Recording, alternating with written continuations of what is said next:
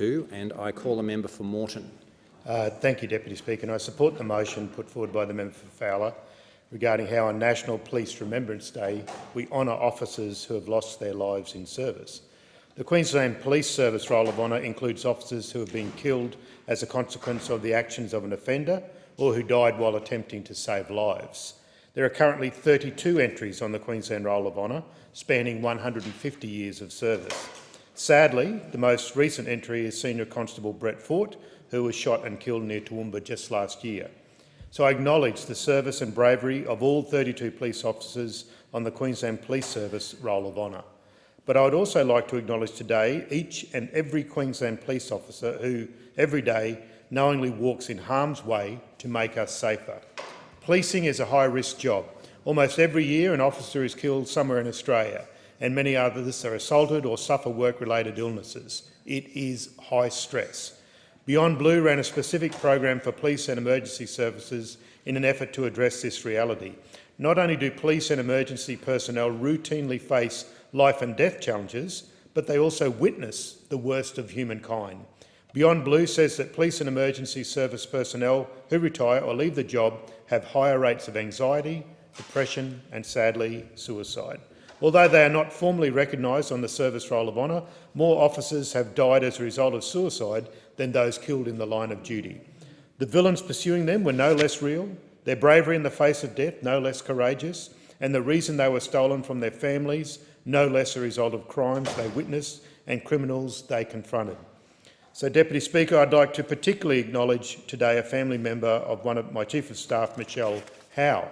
Her cousin, Detective Senior Constable Russell Sheehan, ended his life in 2015 after serving more than 32 years in the Queensland Police Service. Russell was from a large Brisbane police family. His father, uncles and grandfather all served in the Queensland Police Service. He was brought up with a stoicism that was almost a way of life in those families, selflessly just getting on with the job, just being there for everyone else. But, like many, Russell's service to the Queensland Police included many experiences that could not be unseen or unheard or unfelt. Russell Sheehan spent 4 years of his service in the Police Child Protection Unit.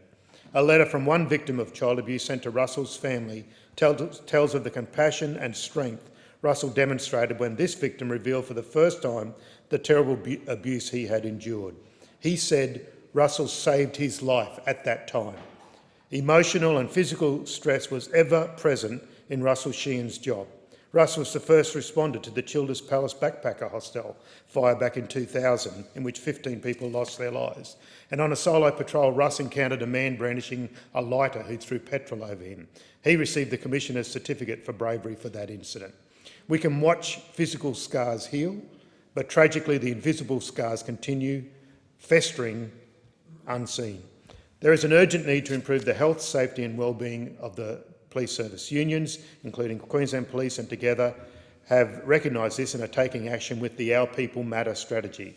There are many families who have generations of service, like the Sheehan family. Many go into the service to proudly follow their parents' footsteps.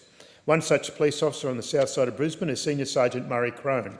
He entered the force at 19. Coincidentally, his first placement as a young police constable was with Russell Sheehan. Murray has told me he could never understand why his mum was so worried about him being a copper. He said to him it was the best job ever, great people, fun and exciting. But after a few years in the service, Murray had a different perspective. An academy squad mate was shot through the chest and killed at Wynnum. He was in his early 20s. The same year, another colleague was killed in a crash while pursuing a stolen vehicle in the Fortitude Valley suburb. After 32 years' service, sadly, Murray has lost count of the number of funerals he's attended. All of them good men and women, taken too early, well before their time, including those who tragically have taken their own lives. Murray says the sound of bagpipes now makes the hairs on the back of his neck stand up. Being a police officer is no ordinary job. It takes lives and leaves families heartbroken. So on National Police Remembrance Day this year, let's pause. Let's remember all the brave police who have been taken from their families, those for which the sun set too early. We will remember. Hasten the dawn. We will remember. I thank